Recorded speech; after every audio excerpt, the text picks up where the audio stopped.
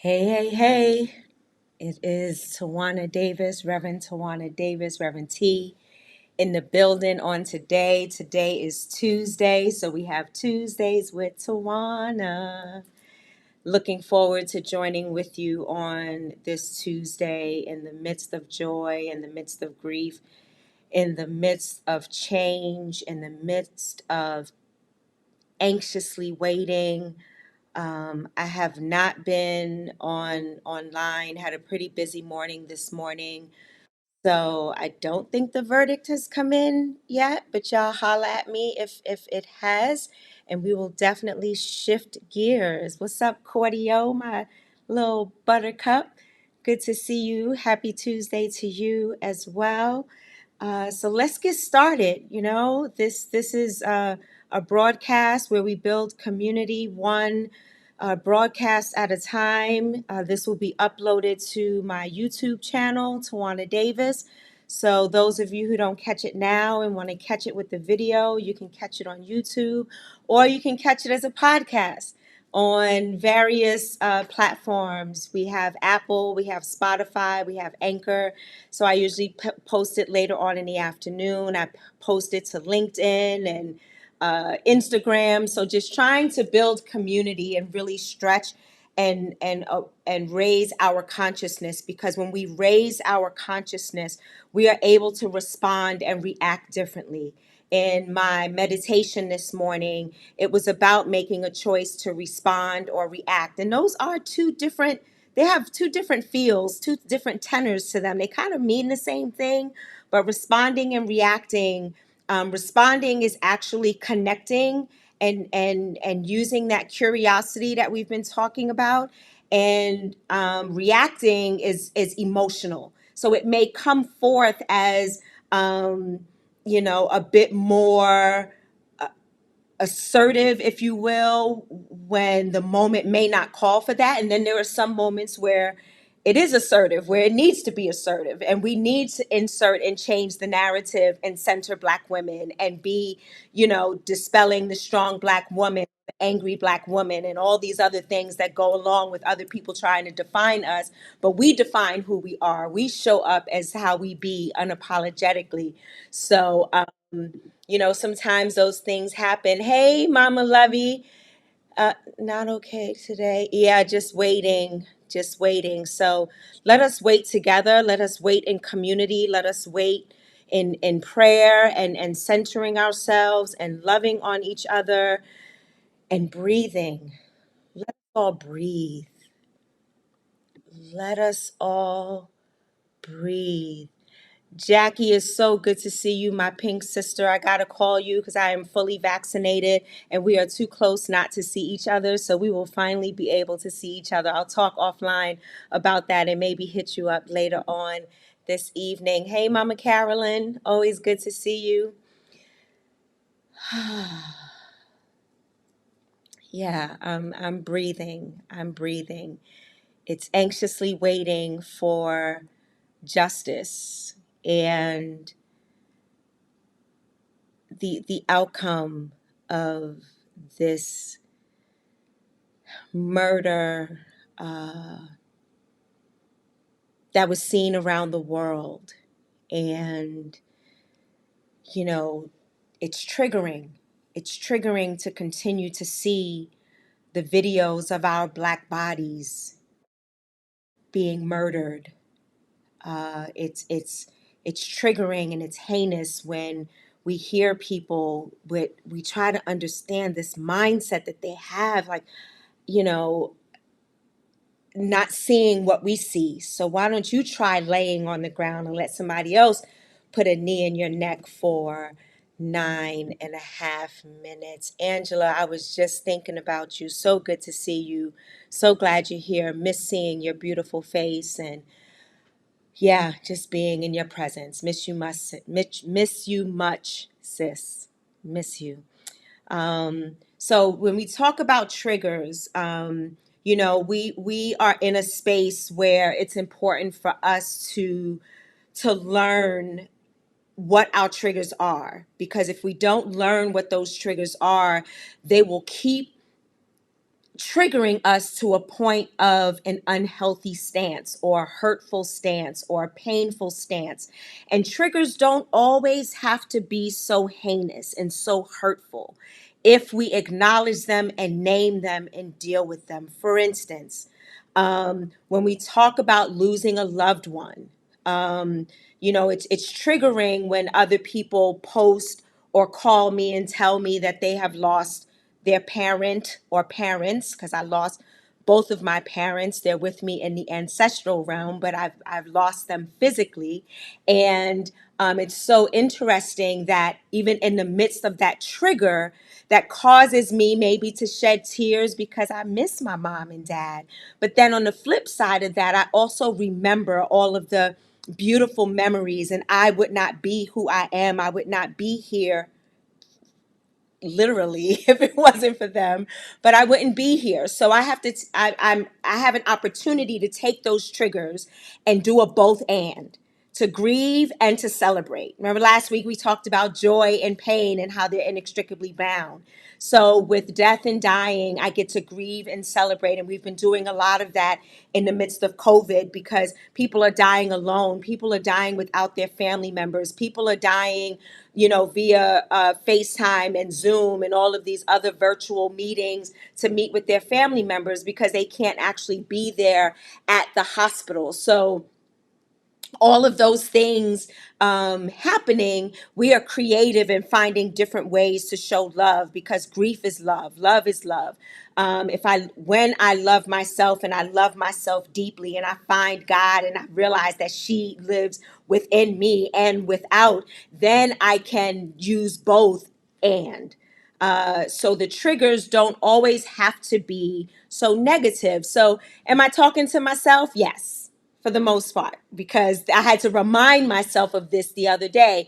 Someone did or said something to me that was triggering, and I could not put that on that person. That was my trigger to deal with, had nothing to do or very little to do with that person, but it had to do with me and my past history with relationships, whether it was intimate relationships with a partner or an intimate relationship with a dear friend. And I had to come to terms with that and really not let that trigger destroy what could be a great friendship. Hey, Miss Odessa, good afternoon. Good to see you. So glad you joined with us on today. So that trigger, I had to check myself for a moment and really think and reflect and breathe and then speak my truth, because dealing with triggers does not mean that we remain silent and we suffer in silence. We're able to name those things out loud if we so choose with the person that has triggered us or unknowingly triggered us. And we should name that so that we can come together instead of working out of an impasse and then separating and losing a friendship or a relationship. Having a conversation about how I feel should be important in a relationship and has an opportunity to be honored and loved and respected and recognized, even if the person doesn't agree, or even if the person said, my God, I didn't realize that something like that would trigger you. It wasn't intentional. Hey, Elaine. Yes, ma'am. My writing professor, my ride or die, soon to be Dr. Davis. Yes, I am. Yes, I am. I'm working very hard. Very, very hard. What's up, Bobby? So good to see you. I was thinking about my brothers the other day, all of the beautiful people that are in my life. I often name my sisters, but I have some beautiful brothers that surround me as well. I have beautiful people in my world that enable me to do the things that I do. And I am sitting here before you today, a day after treatment. My numbers are looking great. I'm struggling with a little dizziness and imbalance. So they think I may have vertigo, but they're going to run some other tests and then figure that out in the next 3 weeks or so. But I just wanted to give you a health update. And again, another trigger, a healing trigger, because here I was a whole year since my last surgery, And now it's like, oh, what else could go wrong? Or even my nurse said to me yesterday, because I've been, dealing with bouts of insomnia here and there. And she said, you know what? She said, I have nightmares. And I look at patients like you who deal with insomnia on a regular, and especially the day before treatment, the anxiety, the wondering, am I going to get treatment? Are my numbers okay? And I was like, wow. And I knew this, but it was just a reminder of how these healing triggers happen, and I can either respond or react. So I respond to them in a way that is healing and helpful and enlightening, and it gives me light and it brings me joy. It brings healing energy to me instead of responding to, well, why we got to do this, why this is like that. And, I can ask questions. I need to ask questions because we must learn, especially as Black women, to advocate for ourselves. That is so important. Amanda, I have missed you so much. Good afternoon. I am so glad you are here. Good to see you back. What's up, sis? Christina Reed is in the building. So even healing triggers, that's a thing. It's not always the traumatic triggers, if you will. We must acknowledge and name all of the triggers from A through Z, from alpha to omega, all of the triggers that trigger us into a good space or trigger us into a not so good space, and being able to find that balance and to deal with that accordingly, especially when it involves other people that are closely knit in our circles. Another trigger or example of a trigger, we recently lost two powerhouses in New York, in Harlem, two amazing rappers, two amazing kings in our world. And we can judge them, or some people can judge them all they want about the troubles and the challenges that they have been through in their life. And that is a part of racism. That is a part of white supremacy. It is designed to be that way because, we don't fly in the drugs, right? We don't have the resources to do all of that. So when Earl Simmons, also known as DMX, may you rest in peace and finally have the peace that you have been searching for, the peace that you have been searching for in the midst of using drugs, the peace that you have been looking for in the midst of your music, the peace that you have been looking for in the midst of your 17 kids, the peace that you have been looking for, you have finally found through death. And you can rest and have some semblance of peace. Because just imagine a mother leaving a child at a group home, and you're thinking you're going to visit momentarily, and you end up staying there and being deserted by your parent. What is that going to trigger in you? How are you to exude self-love? And then you have a cousin or a relative come and offer you, today is 420. So shout out to all of those who acknowledge 420 and who use it for whatever reason. I use edibles and salve for medicinal reasons. Instead of using painkillers, I use salve to help with sore muscles because my radiated side is still sore. I have limited access in my left arm. But back to Earl Simmons, we can judge them all we want, but had we loved them when they were here, had we supported them when they were here, and I do understand that people, we can only help those who even have a desire to help themselves, a small crack in their heart to want to help themselves. And we're the people there to do that. There are people there after the fact to make sure his kids are cared for. But what the hell did we do when they were here besides listen to their music, party, and do all that? And were we really connected? Were friends really connected to Earl? And to really try to help him. And I know it's hard when you're talking about addiction. It is hard when you're talking about any type of addiction that's related to whether it's domestic violence or mental health issues or drug addiction or whatever. It's hard to get someone to a space where they want to help. They want the help for themselves and they just don't know how to get it. So sometimes it's a matter of talking and having a conversation and planting that seed and saying, my brother, my sister, I see you. I'm here. I've been there. I've been here. I've done that. And I have survived. I tell this story often how my daughter saved my life. I don't necessarily promote teen pregnancy, but when I had my daughter as a teenager, she saved my life because then I wanted to live better for her. So she had a better life. So I finished high school the next year. I had her in August of 86 and I graduated high school in 87, went straight to college at St. John's University and then went into the corporate. So those things happened as a blessing while people were judging me and you know, because I was a young mom and talking to my mom about me and the streets were talking and blah blah blah, and had I listened to them, then I wouldn't be where I am today and really turning that unusual moment into a blessing, right? So, what could we have done for Earl Simmons to turn those unusual moments into a blessing? Just showing him love unconditionally without judgment. The same with Rob, with Black Rob, Rob Ross. My daughter's father was good friends with him. My daughter met him, so it hit close enough to home where we not only loved his music, but he also had addictions and was struggling. And where were the people in the music business? I know that I can't remember his name right now, but the manager prior to Black Rob's death, he was raising money to get him into an apartment when he found out he was homeless, because he didn't even know he was homeless, according to what he said during interviews. So he raised money so that he can get some mental health, that he can get some addiction help, and he can get an apartment.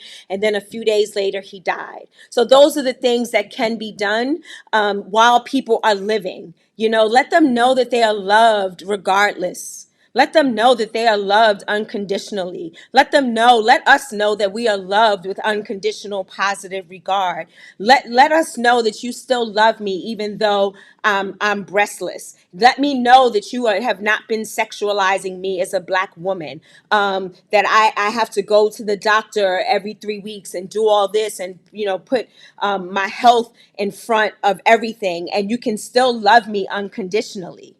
When you're selfish and you're wondering why somebody is not treating you or talking to you every day or whatever, think about what that person is going through, right? So rest well, Black Rob, rest well, DMX. My children, we had 2 or 3 generations growing up on DMX. We listened when we went to New York the other weekend, we listened to DMX all the way home. We heard other cars listening to DMX, and we loved him then, we love him now, and I just wish that I knew him. He was from Yonkers, I'm from Harlem.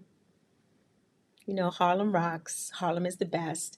But I didn't get to know him personally. My daughter saw him at a gas station. We used to live not too far from Yonkers when we owned a home in the Bronx. And she saw him at a gas station up the block from our house, blasting his own music. And she was like, yeah, that's how you do it. If ain't nobody else going to play it, you're going to rock it for yourself. You know what I mean? Take care of yourself. But unfortunately, they were in a position, Black Rob and DMX, where they could not care for themselves. So let me shift about caring for those that are working for these large conglomerates or large institutions or even the church.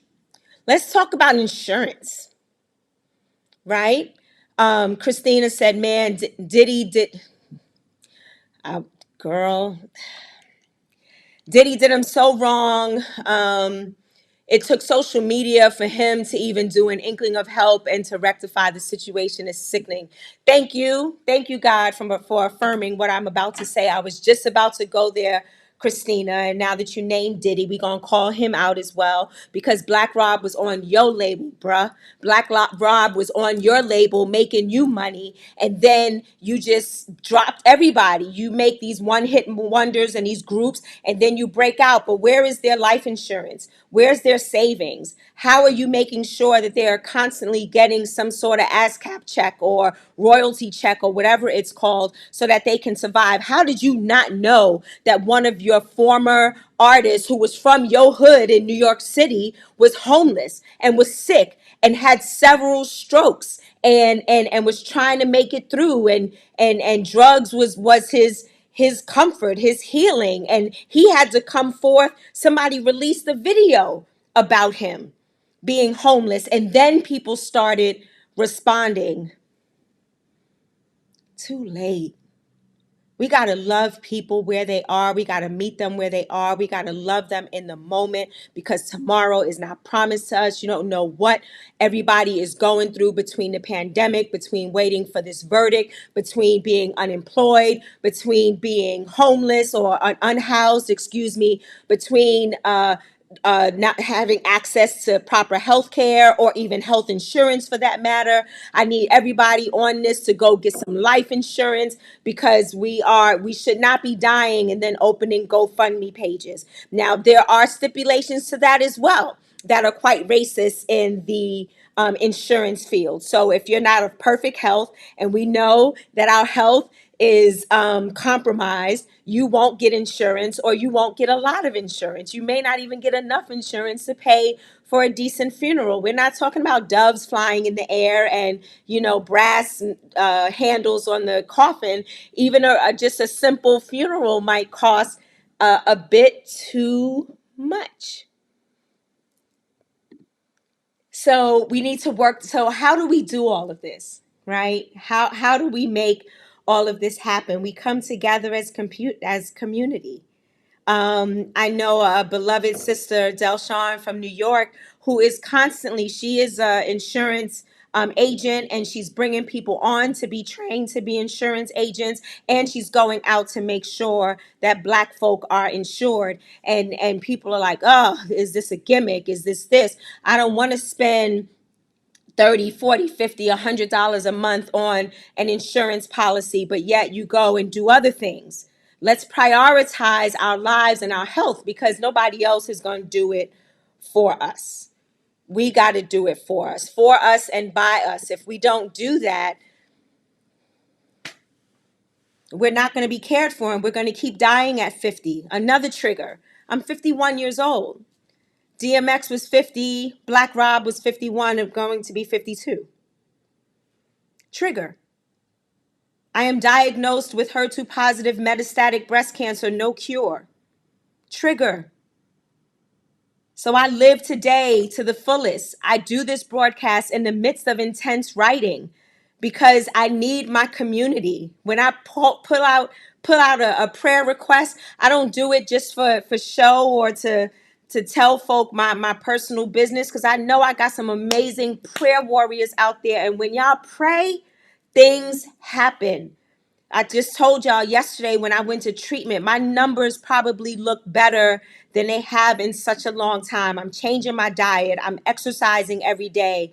And before it was happening, but it was a bit more sporadic. And now I'm just loving myself even more because I want to live and I don't want to die at the hands of systemic ills and systemic racism. I wish that this didn't happen to DMX and Black Rob. I wish that this didn't happen to my daughter's grandfather who just died of COVID, who lived a long life, very healthy, played tennis all of his life. He had a very heavy West Indian accent, and all I could understand is tennis. Anytime he would talk to me, Darylyn and tennis, that was it. So, we are losing people closer and closer to home from these systemic ills.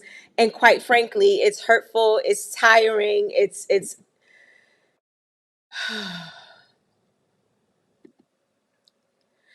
Hey, Reverend Angela, thank you, God, for healing power.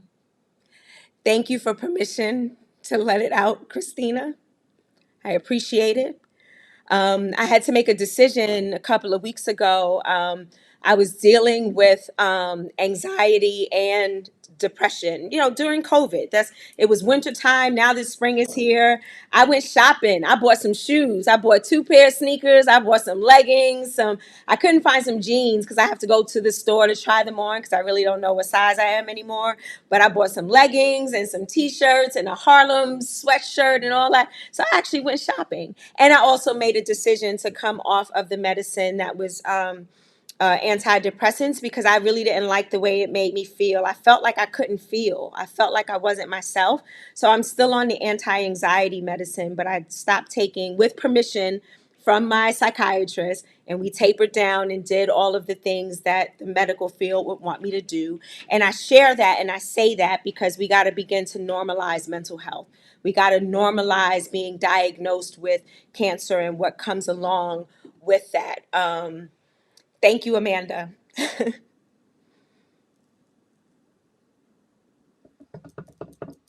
I'm breathing. Thank you. So, with that, I share these stories because I'm hoping that these stories can then roll into other aspects of life. It doesn't have to just be cancer, it could be kidney failure and dialysis, it could be diabetes, it could be congestive heart failure, it could be whatever. And in those moments, we got to love ourselves and make the best of that moment, to take care of ourselves and to make the best decisions and to be advocates for ourselves and to love people where they are, no matter where they are in their current position, situation, and circumstance. Because then maybe DMX and Black Rob would still be here. But you know what? Just like the long litany, the long list of other Black beloveds who have died at the hands of systemic ills, we must then make sure that they don't die in vain and that their blood still does not cry from the ground because we did not do what we were supposed to do collectively as a community, forgiving one another, loving one another, trusting one another, and just moving forward to fight the good fight. We got to put these systemic ills behind us. We got to get white people to dismantle what they created so that we can live and not die, right? We got to come together. And this is why I do what I do. Thank you for the hugs and sending love and light. I appreciate it. We got to love ourselves, take care of ourselves, advocate for ourselves. Yes, Angela, keep repeating that. Repeat that for me because that is so true. Um, and we just don't. Beloved community, Christina Reed. Yes, yes. We got to come together. So as we begin to close, um, I want to offer one, a space to breathe. Thank you for creating a space for me to breathe, for us to be advocates, for us to love unconditionally, for us to meet people where they are, whether they're in domestic violence situations, whether they are formerly incarcerated, they have a felony or whatever, helping people where they are to be the beautiful human beings that they were created to be. You shall live and not die, and declare that the salvation of the Lord. Hallelujah. Thank you, Reverend. We'll see each other soon since I'm fully vaccinated now. So as I close, love on you as well. Identify those triggers and begin to nurture and acknowledge and raise your consciousness and awareness of those triggers. Because if we don't raise that awareness, we won't know and we'll continue to hurt inside and have this pain, and it's not good for our body. Our cells react to that, our mind reacts to that, our heart reacts to that, our spirit and our soul. So we got to acknowledge, we have an opportunity to acknowledge those triggers, and we have an opportunity to acknowledge them in a way where we're grieving and loving at the same time, where we're hurting and healing at the same time, where we are doing this both and not dismissing the fullness of us, because all of that is a part of us and the fullness thereof. and the fullness thereof. And we are both human and divine. And we must acknowledge that divinity to do that healing and that restoration and that reconciliation within us so that we can do it with other people and to love others. Because if we don't love ourselves, how are we going to love others? How are we going to teach others how to love us? My God. So I thank you for joining today. I thank you for 420 and representing. This is Bob Marley, by the way, for those of you who may not know.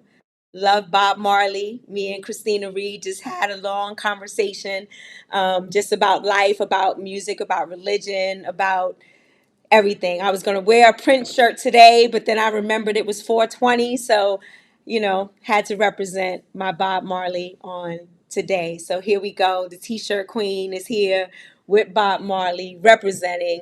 Hey, Tammy. Good to see you, my beautiful niece. I love you so, so, so much. Um, um, the fullness of us, yes, the fullness of us. Reverend Dr. Regina Groff, always representing, always showing up. Yes, I am still doing Teespring and selling t-shirts to raise funds for my education, and I was on another call and then jumped on live, so I didn't get a chance to share all of the information. But if you go onto my page, Tuesdays with Tawana page, it is posted there. The Teespring, Regina just posted it in the link. If you want to donate in other ways, my Cash App is there, my Venmo is there, um, my Venmo, PayPal, Cash App. I think those are the three I put on. Zelle I did not put on because it's associated with my phone number, and I don't just disclose my phone number. So please use any of those ways if you wish to donate. Yeah, raising $3,000 for tuition and $1,000 for transcription and analysis of my research. And yeah, working hard to make this happen, praying to defend by mid-June, and then my graduation date is November 6th. So either way, I'm just trying not to pay another trimester of tuition. So we're going to just keep praying, pray my strength, and we're going to do what God would have us to do. God got me through the first two trimesters, and I'm just sure and positive that I'll get through this trimester, not only financially, but also finishing my dissertation, womanist, leading and eradicating anti-Black racism for the liberation of the oppressed and the oppressor. Holla at your girl. Yeah. Long. Oh, and the colons, because someone put in the comments, it's not a dissertation without a colon. So the colon is an interpretive phenomenological analysis. So I'm starting my interviews this week. I'm so excited. I solicit your prayers for strength, for retention. Chemo brain and chemo fog is real. So pray my strength through that. And I love y'all. I love y'all to the moon and beyond. Share this video. I will share it on the podcast platforms and make that happen. And I am just so grateful for each of you and those who have joined for the first time. Just know that I always insert the comments into the narrative. So prayers go out to oh no, in a supermarket shooting in New York, and the shooter was a Black man. My God, today we pray for those who, the FedEx, those who were killed the other day. Uh, yeah, Regina, thank you so much. She is just, I love you, sister. I love you. Thank you. We're praying because there were over 140 something mass shootings just in this year alone. I believe, correct me if I'm wrong. I was reading somewhere and it was showing all the different states where there was a mass shooting. We honor Columbine on today, that happened 22 years ago in Colorado, where children were involved. A dear friend of mine who is still teaching was a part of that heinous act. So we want to pray for each other because it is too much. This too much. DISTEWMUCH. This too much. So we got to come together as community, Black beloveds. We got to come together as community. It's not going to change if we don't come together as community, and it's definitely not going to change if white folk don't dismantle this, and then we can rebuild together, centering Black lives and Black experiences, honoring Indigenous people. Oh, I do want to say one other thing before we go. I understand the movement now to stop Asian hate. I get it. I want to stop all types of hate. And we are so quick in this nation to dismiss Black folk. So as soon as the next hot and popping thing comes on, Black folk gets put to the side. We have not received reparations. We have not received an apology. We have not received anything that comes close to loving us and honoring us and humanizing us and you know just stop marginalizing us and oppressing us. We have not received any of that. And as soon as the next best thing comes up, it's stop Asian hate. And then it's this, and then it's that. And they just skip right over us. And the BS has got to stop. Got to stop. So we got to come together and demand that we are seen as the divine human beings that we are. The Declaration of Independence doesn't work for us. The Bill of Rights, that doesn't work for us. State constitutions and national constitutions where they still have slavery as an exception don't work for us. The outstanding numbers of us who are incarcerated, that doesn't work for us. The killings of our Black women and Black men, it's not working for us. So we've got to come together and make it work for one another and love one another, and then demand, because we got to use our money, use our resources, use our divinity, use our creativity, use our divine intelligence, use all of that, because we're greater, we're better, we're bigger. And it's not self-aggrandizement. It's not putting us in an elite status. It just is what it is. Boom. Let's see what folk got to say before we log off. Yes, my amen corner is up in here. Yeah, yeah, yeah. Yes, yes, yes, yes. I love it. I miss church. That's my confession for today. I miss the amen corner. I miss all that. Christina said, and they better leave. Oh, Auntie Maxine alone. House GOP trying to force a censure vote. A censure vote for her speaking out on trial. Yeah, they better leave her alone for sure. Mama Lovey said, yes, let's stand with Sister Maxine. Let's do what we need to stand for her, to stand for one another, to stand for justice, to stand for humanity, to stand on the margins so the margins will disappear, to stand in love, to stand in unconditional positive regard, to stand in communal healing, to stand in Sankofa, to go back and fetch that which has been done already and to bring back that is good, to bring back the prowess of Harriet Tubman, to bring back the literary prowess of Toni Morrison and Alice Walker still alive. Thank you, God, for her example. Let's bring back all the prowess of, Mary McLeod Bethune, and the list goes on and on and on, right? We could talk about sports figures. We could talk about legalese. We could talk about writers. We could talk about activists. We could talk about Rosa Parks. We could talk about Fannie Lou Hamer. We could talk about all these beautiful Black women that done did it and who are ancestors and pushing us on and pushing us forward. So even for my brothers, these sisters are here for us. That's what womanism is about, lifting as we climb. So all of us are liberated. All of us are healed. All of us are centered. All of us are honored. All of us are humanized. Men, women, those non-binary, those of the LGBTQ plus community, all of us. We got this. We got this. We got this. Mama Lovey says, yes, stand with Sister Maxine and Sankofa moment. Yes, ma'am. Yes, ma'am. Ella Baker. Come on now. Yes, yes. Ashe, Ashe, Asheo. I love y'all. Tuesdays with Tawana. I'm your host, your curator, Reverend T. I love y'all. I love building community one broadcast at a time.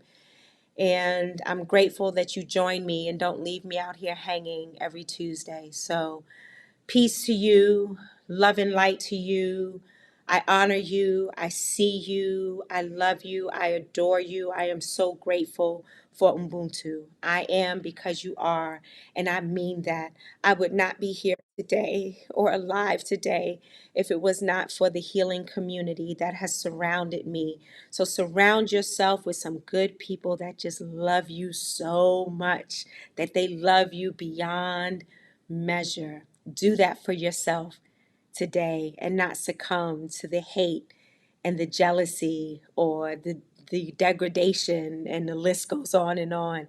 Let us be who we be, and that's beautiful, magical, mystical, amazing, brilliant, divine creators. Um, yeah, I love y'all. Thank you so much for joining, and I'll holla at you soon. Later.